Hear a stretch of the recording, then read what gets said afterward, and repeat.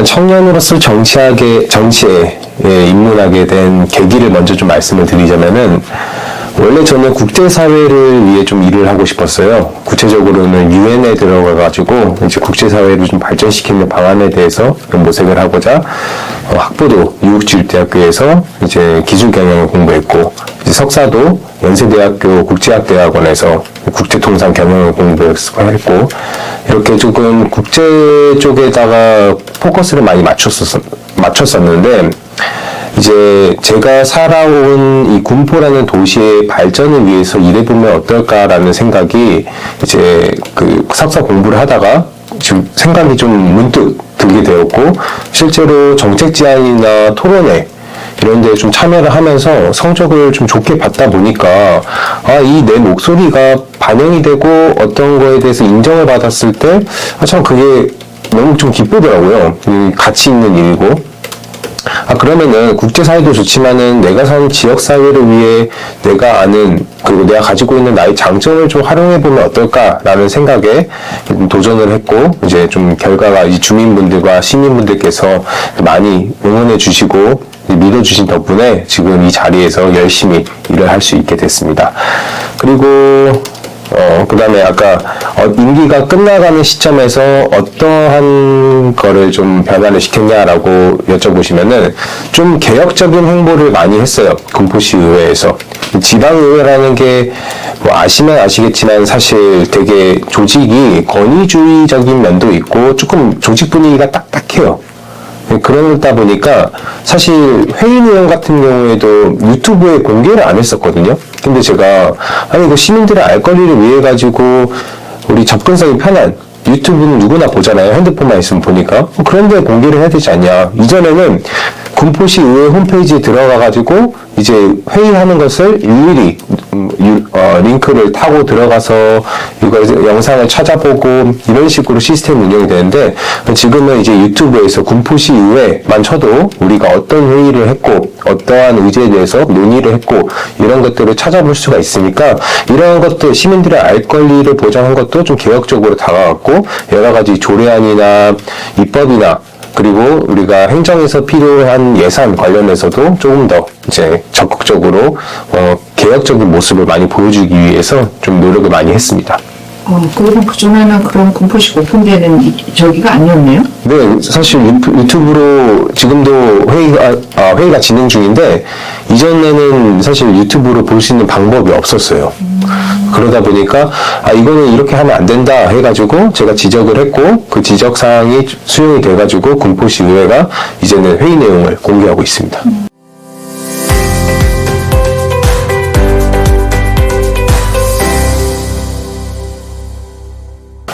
청년이라고 하면은 이제 세대가 조금 그래도 그 청년 안에서도 나눠질 수가 있는데요. 일단은 취업하는 청년들, 그리고 창업하는 청년들, 이렇게 두 가지로 전 좀 나눴었어요. 그리고 또 아이를 키우는 청년분들도 있을 테고, 아이를 낳는 청년분들도 있을 테고, 창업 부분에 대해서는 군포시 창업 지원 조례를 제가 만들어가지고 이 젊은 청년분들이 창업하기 좋은 도시로 만들 수 있게 그런 제도적인 뒷받침을 했고요. 그리고 아이를 낳을 청년들을 위해서 산후조리비를 지원하는 법적 근거를 마련했고, 그리고 아이를 낳은 청년들을 위해서 아빠 육아 휴직 지원금이라고 있어요. 그것도 이제 제가 조례안으로 넣어가지고 조례로 만들어서 이제 다양한 청년분들께서 실제로 군포에서 지내면서 어려움이 없게끔 좀 복지적 혜택을 많이 받을 수 있게끔 좀 노력을 했습니다. 의원으로서 청년분들과의 소통을 되게 중요시 여겼거든요. 그래서 제 지인들도 청년 세대다 보니까 자연스럽게 얘기를 듣는 게 많았고요. 청년분들이 이런 문제점이 있었을 때 이렇게 좀 도움을 줄 수 있겠구나 라는 것들을 좀 많이 접근을 가져왔고, 실제로 군포시에서 이제 이동약자 계층을 위해서 택시를 지원해주는 그 이동약자 택시가 있는데, 그거 같은 경우에도 사실 산후조리를 위해서 병원에 가려는 임산부나 그런 분들이 이용을 좀 못하게끔 할 수밖에 없는 그런 복지 사각지대가 있었는데, 그런 것들도 이제 좀 제도적으로 이제 풀려고 노력을 많이 했고, 행정부에 계신 이제 공무원분들과 많이 소통하면서 그런 부분들을 다 좀 복지 사각지대를 없애려고 좀 노력을 많이 했습니다.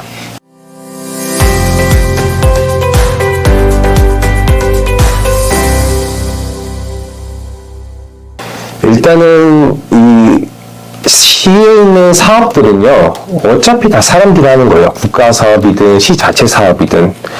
일단은 군포시에는 현안 과제들이 여러 가지가 있는데, 그 중에서도 가장 독보적인 것은 우리 지금 지하철, 이제 지상철이죠. 밖으로 나와 있는 이 기찻길을 어떻게 안으로 넣을까, 지하화를 해가지고 상부를 어떻게 발전시킬까, 여기에 대한 것들이 시민들의 염원이고, 도시 가치를 좀 높이기 위한 하나의 좀 어떻게 보면은 유일한 방법이지 않을까 생각도 드는데요. 여기에서 내가 할 수 있는 역할은 무엇일까라고 고민을 했었을 때, 국토부에서 철도 지하화 통합개발 종합계획을 이제 12월 달 정도, 이제 올해 말에 이제 발표를 하게 되는데요. 여기에 군포시가 포함이 되어야 이제 국가적인 지원도 받고 이 사업이 진행이 되는 거예요.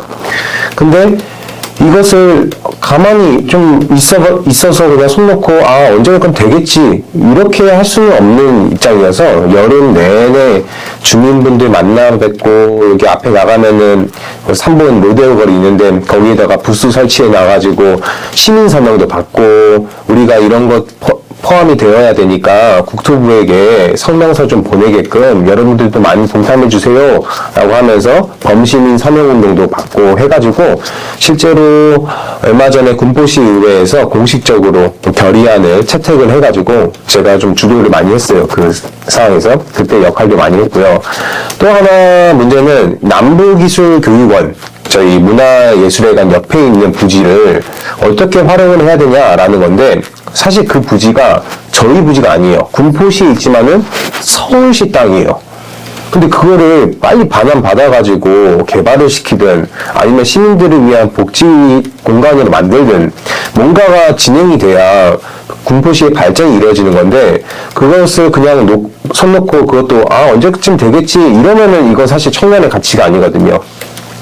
제가 생각하는 청년의 가치는 실천을 하고 움직이고 발로 뛰어야 된다고 생각을 하고 있어요. 그래가지고 서울시청으로 무작정 찾아갔습니다. 찾아가가지고 거기 정책 이제 총 담당하시는 분을 만나가지고 정책 건의서를 드리면서 이게 왜 군포시에 필요하고 군포시가 어떻게 이거를 발전을 시킬 것인가에 대한 약간의 그런 계획서 같은 것들을 공무원분들이랑 좀 얘기를 나눠가지고 그런 것도 전달해 드리고 이제 그런 좀 시간을 많이 가졌고, 그런 식으로 이러한 여러 가지 사업에 대해서 실제로 발로 뛰어가지고 좀 저희의 군포시의 입장을 좀 대변을 하려고 노력을 많이 하고 있습니다.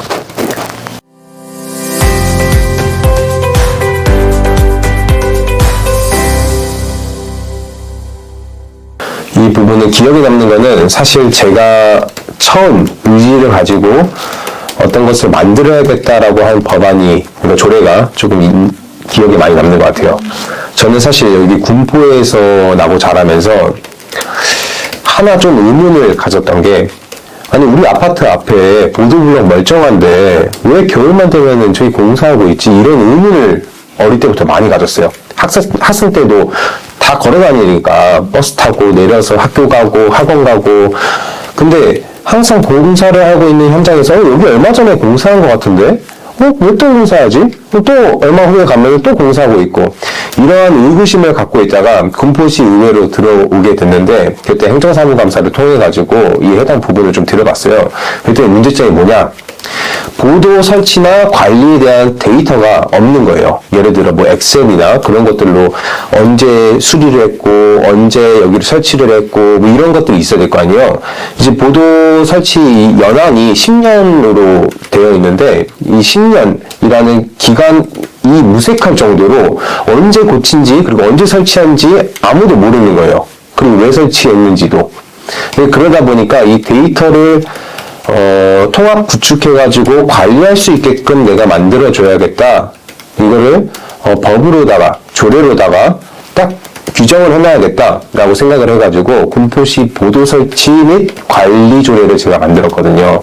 그래서 해당 이런 예산이 좀 남아가지고 이제 예산 집행해야 되는 그런 편의 행정이나 아니면 정치인들이 내가 여기 보도 깔아줄게 해가지고 좀 이렇게 연말에 남은 예산 털어내기 식으로 하는 것들을 좀 잡아내려고 그런 부분들을 좀 많이 노력을 했고, 실제로 군포시에서 그런 조례를 제정했다고 하니까 여러 시민들이나 그리고 행정 쪽에 계신 분들이나 조금 반응이 괜찮았어가지고 그런 부분이 가장 좀 기억에 남는 첫 번째 조례이지 않을까라고 말씀을 드리고 싶습니다.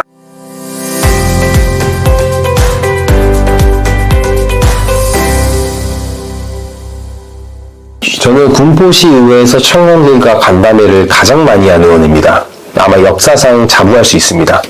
청년분들과의 간담회, 아마 저보다 많이 한 의원들도 없을 거고 지방의회 통틀어도 저보다 많이 한 분들 과연 있을까 싶습니다. 저는 그 간담회를 열었다는 것을 자랑을 하려고 하는 게 아니고요. 그만큼 소통을 하는 장을 만들었다. 소통하는 장을 만들면은 의제는 나오게 돼 있어요. 제가 의제를 만들어 놓고 이 해당 부분에 대해서 얘기를 하자라고 하면 청년분들 많아합니다. 본인들이 와가지고 불편했던 점, 이건 아닌데 라고 했던 점들을 말하라고 하면은 그래도 하나하나 말을 하다 보다가 이런 것들의 공통적인 문제점의 인식이 있네? 라고 했었을 때 의제가 나오는 거거든요. 실제 예로 금융투자 소득세, 금투세라고 불렸던 게 이제 찬반 토론이 이제 국회에서 여러 가지 있었잖아요. 청년분들은 금융투자 소득세를 진행을 하는 것에 대해 가지고 제가 만난 청년분들은 모두 다 반대였어요. 근데 혹시 이 소득세에 대해서 찬성을 하고 계신 분들도 있지 않을까라고 해가지고 그런 의제가 청년분들과 대화 속에서 나오게 되었고, 그 의제를 가지고 찬반 토론을 하면서 우리가 이런 공통된 의견을 가지고 있구나, 청년 세대로서 이러한 것들에 대한 공통점이 있구나 라는 것을 하나의 문서 형태로 만들어 가지고 이제 국회에다가 또 제출도 해가지고 이제 청년들은 이런 생각을 하고 있다 라는 것도 좀 목소리를 밝힌 적도 있고, 이런 식으로 간담회를 많이 진행하면서 청년의 목소리를 많이 듣고 그것을 반영시키려고 지방의회뿐만 아니라 이제 중앙부처 이제 국회까지 좀 열심히 노력을 하고 있습니다.